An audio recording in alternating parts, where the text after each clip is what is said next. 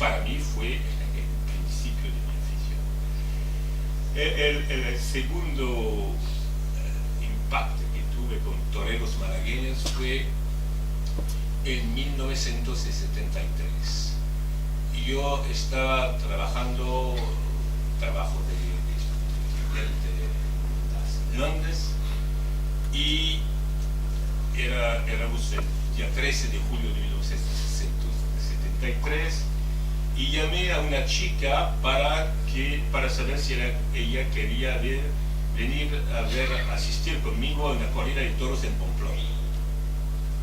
Y llego de París, en mi coche, que era viejo Renault, y vamos a la corrida de toros de Pamplona. Y el 14 de julio de 1973 hubo una corrida que fue absolutamente sensacional, con otro maestro malagueño, que es Antonio José Galán, que ha cortado 4 orejas y el rabo a 2 toros de Miura. De ellos se llamaba Inoportuna, y cuento la historia en la página 237. Si quieren leerla, hay que leer 236 páginas antes de llegar a la historia. Un poco de filosofía y después un poco de historia. Bien. Y fue una tarde absolutamente magnífica, y estábamos, después de esa tarde, durante casi una hora, no podía ni hablar nada. La única cosa que hicimos fue de decidir con esa chica de casarnos. Y ella está aquí en la primera fila. Continúa conmigo con la misma afición.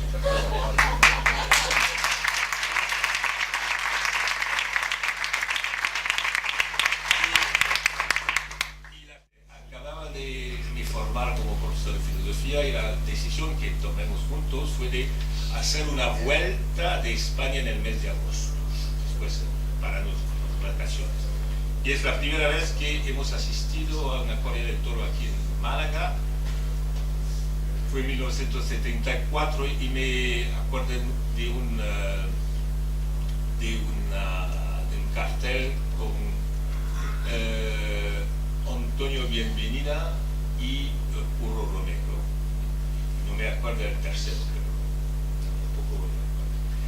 Y ese día, aquí en Málaga, entendí que la corrida de toros no era solamente lo sublime que había visto en Pamplona, no era la fiesta que yo había vivido en Nimes, sino el arte. Porque esos dos maestros hicieron en la vena de la Malaguetia obras de arte que quedan en mi memoria. Bien. Entonces, hay muchas otras razones para que para mí son importantes. Porque siempre hay alguna relación con la Malagueta a cada momento de mi afición. Bien, lo que me gustaría es explicar un poco lo que intenté hacer en este libro, Filosofía de las Corridas de Toros, más que en el otro, que son las 50 razones de defender, que es más un libro militante. El primero, que es para mí el más importante, Filosofía de las Corridas de Toros, es un libro en que intenté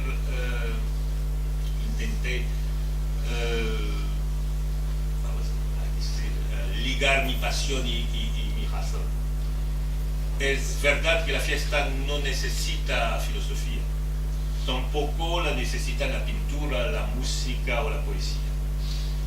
Pero quien necesitaba filosofía sobre los toros era yo, después de casi 40 años como aficionado a los toros y filósofo profesional. Necesitaba reunirme conmigo mismo. A falta de poder curar sus pasiones, un filósofo debe esforzarse por expresarlas en el idioma de la razón.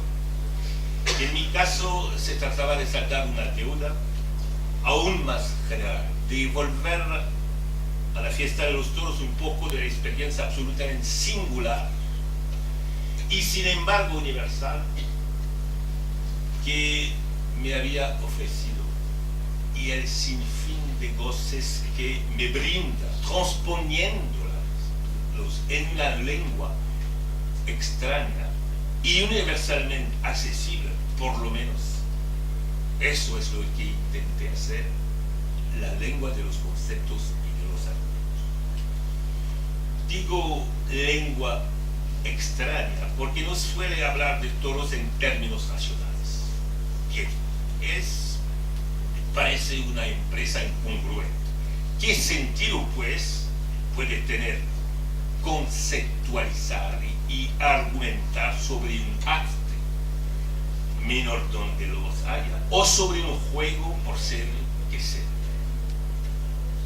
No es que hay temas inconvenientes o asuntos demasiado fútiles para la filosofía. Por lo demás, la corrida de toros no es inconveniente ni fútil, sino, si acaso, edificante y grave, más bien. Infunde a quienes los aman y la comprenden emociones y alegrías tan profundas y refinadas como las artes más estéticamente correctas.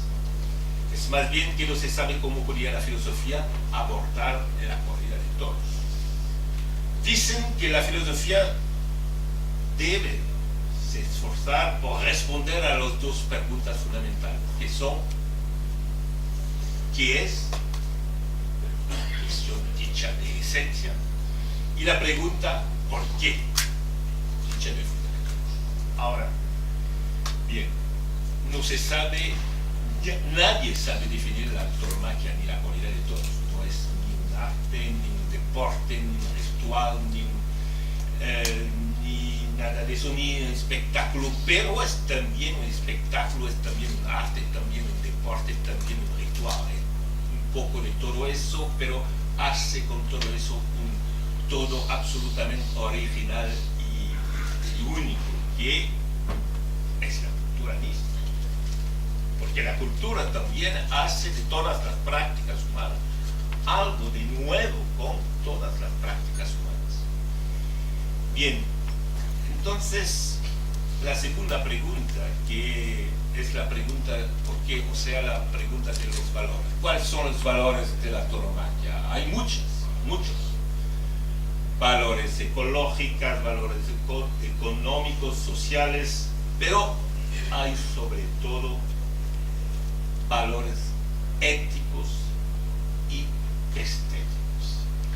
Y creo que la corrida de toros tiene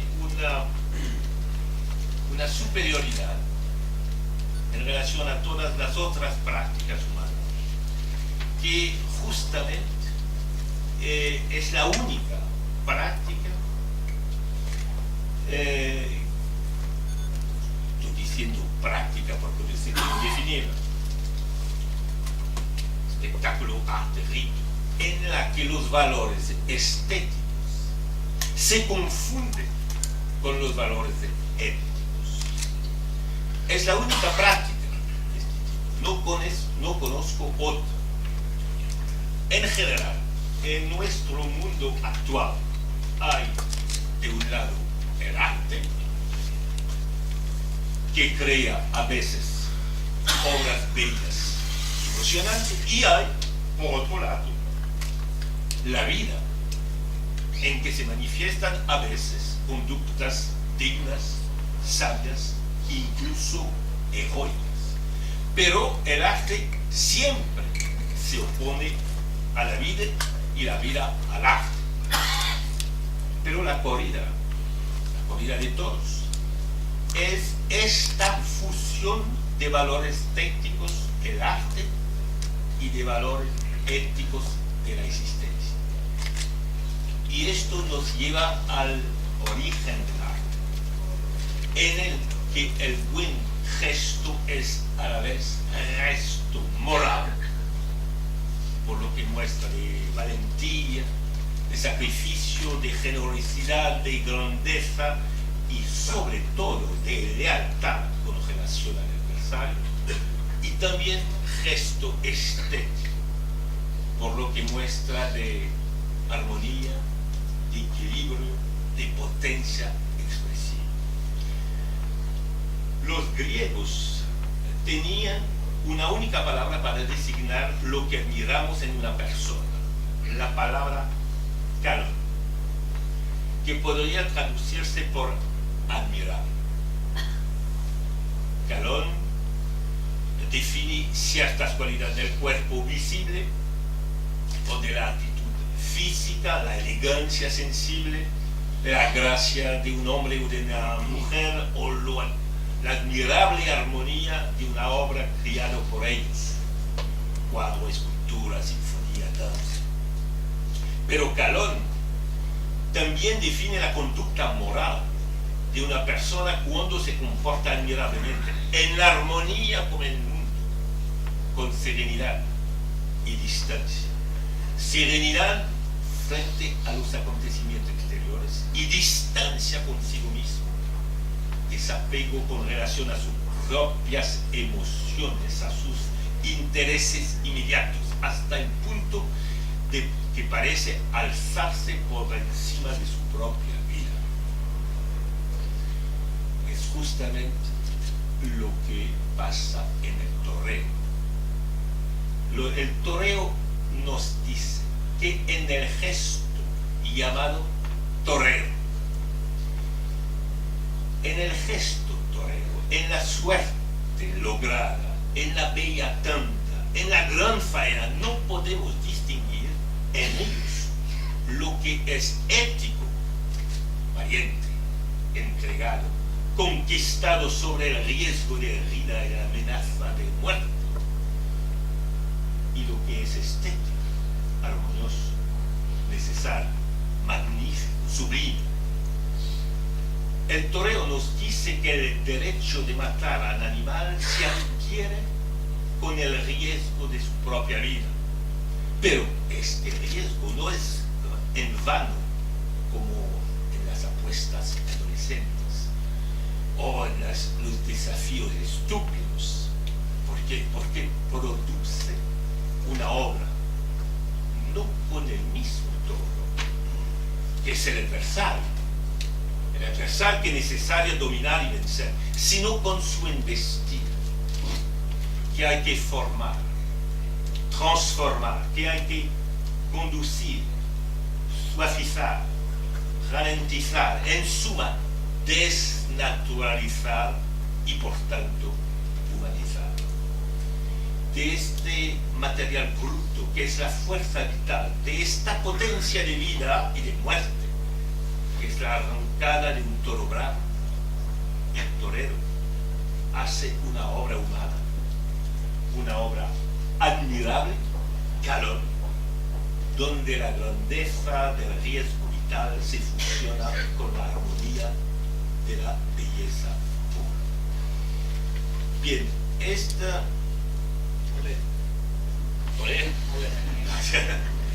Esa un poco de lo que he intentado decir en este libro.